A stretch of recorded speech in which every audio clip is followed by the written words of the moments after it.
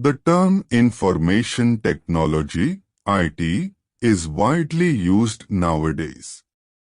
It refers to the subjects related to creating, managing, processing and exchanging information.